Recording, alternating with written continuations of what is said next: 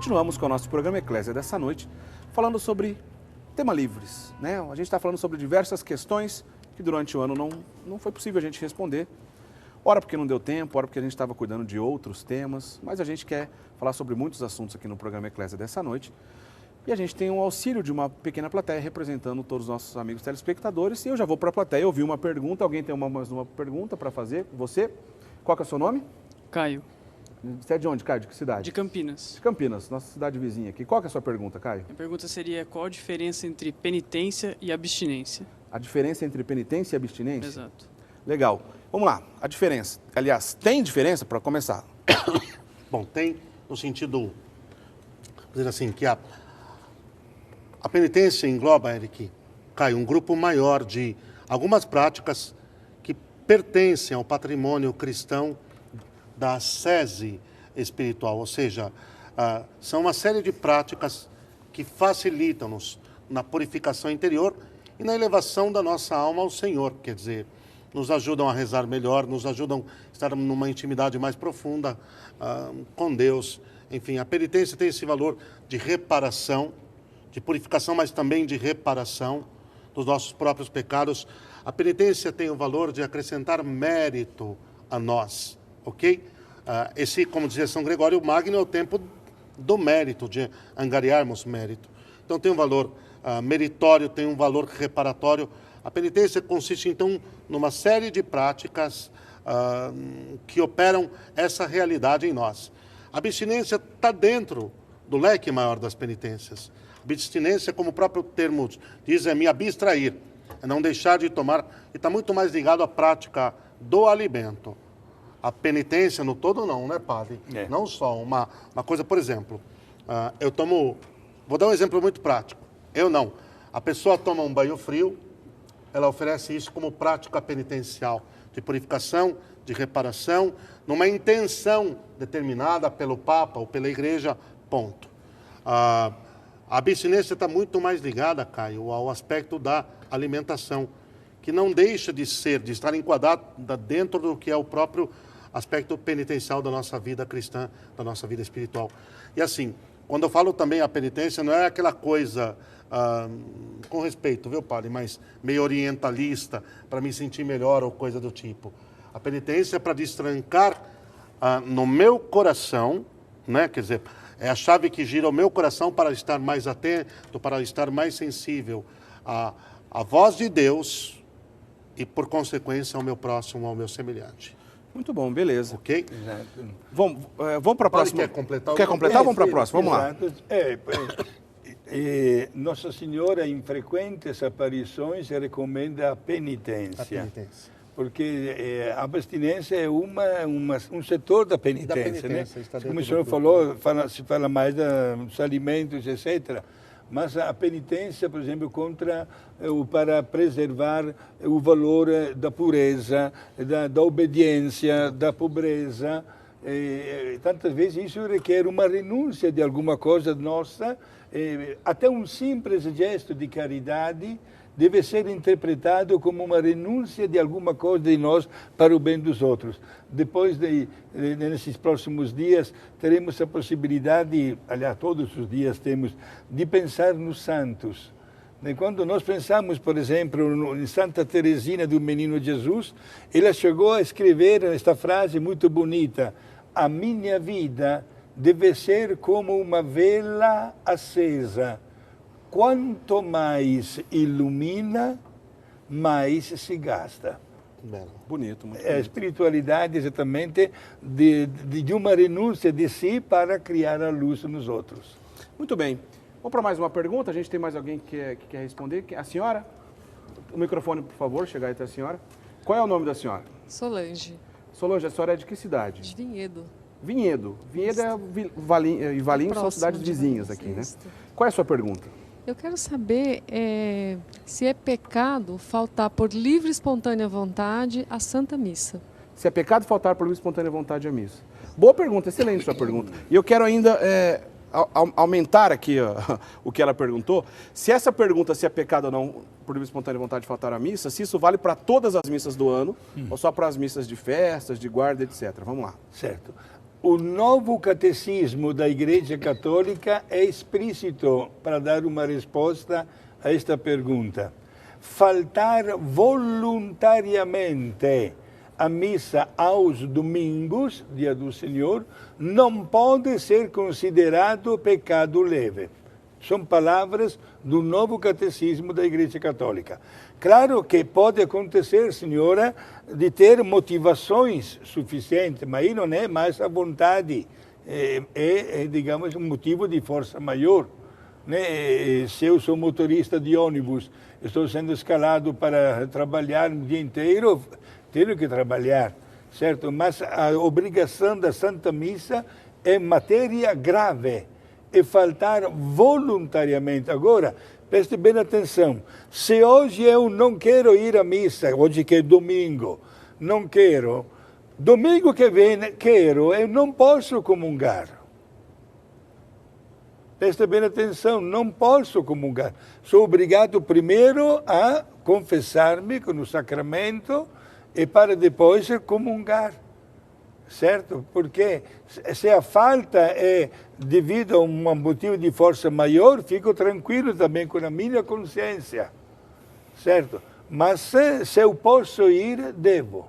E temos que prestar muita atenção, porque tantas vezes é suficiente, por exemplo, aquele pinguinho de chuva já para ter uma motivação para não ir à missa.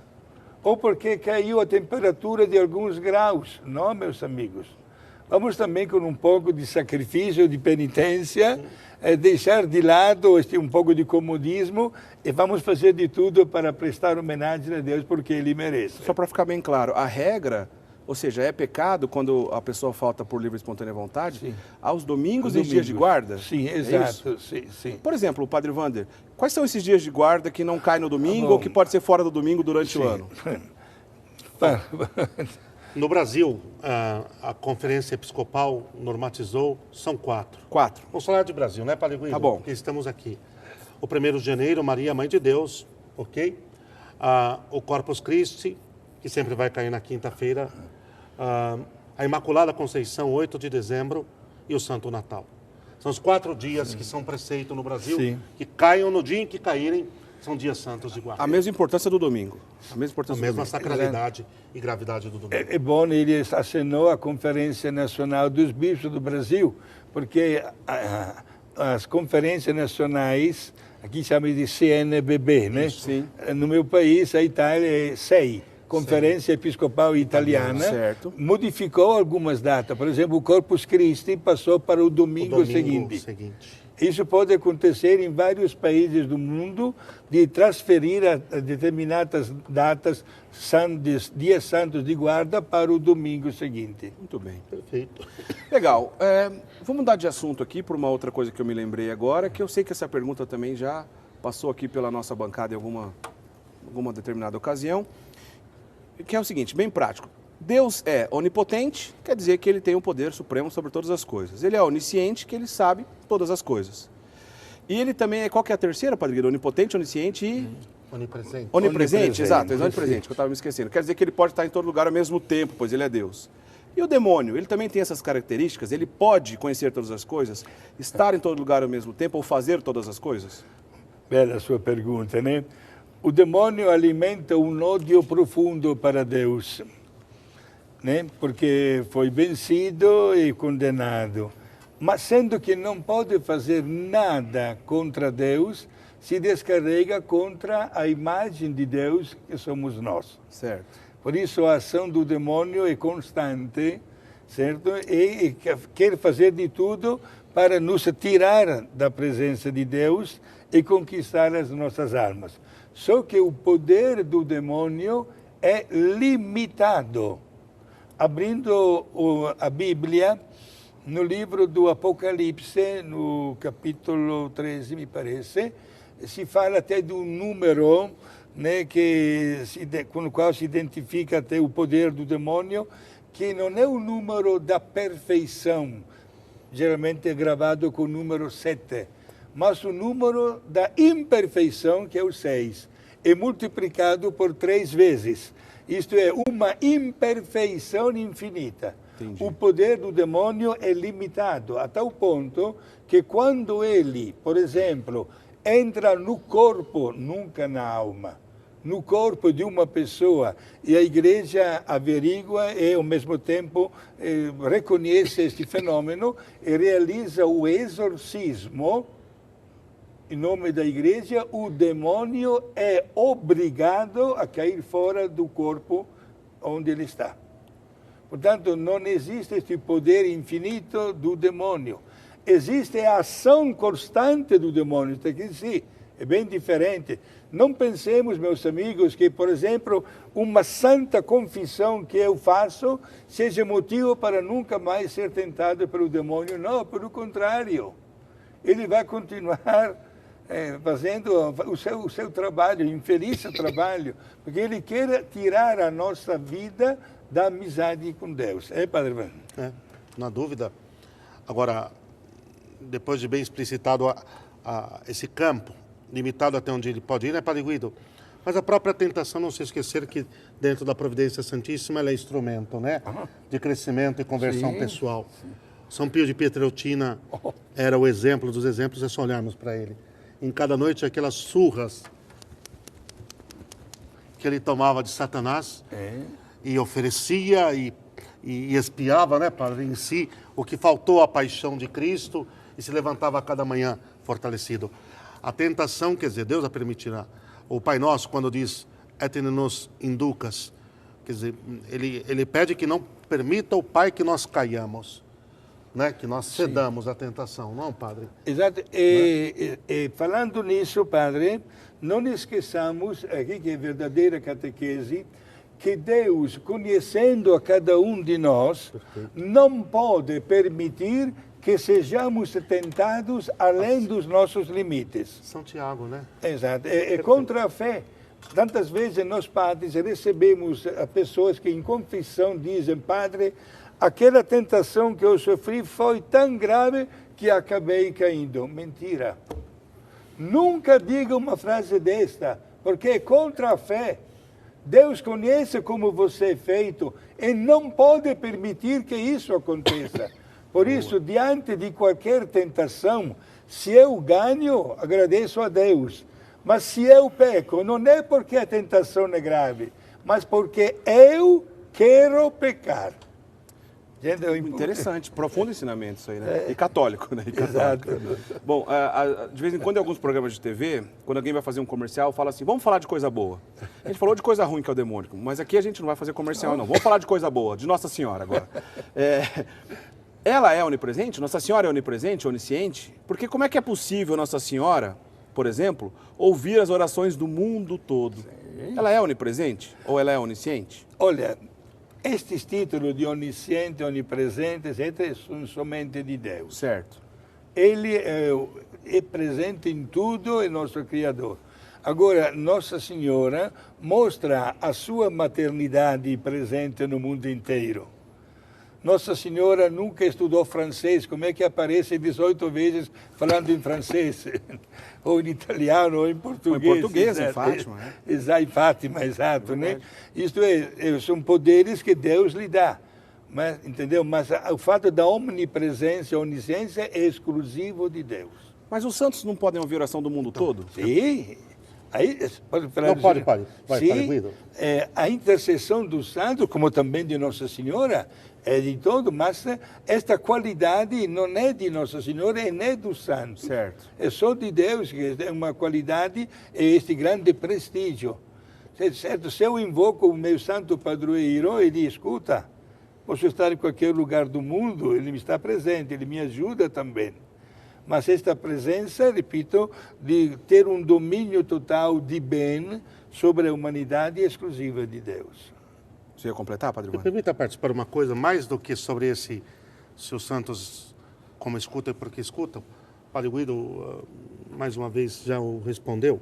Mas assim, a teologia espiritual clássica, né, Padre, ensina que quanto mais uma alma se assemelha a Deus, quanto mais ela vai mergulhando na intimidade com Deus, quanto mais ela vai vivendo no Senhor, existe um autor espiritual, não precisam guardar isso nem o nosso espectador.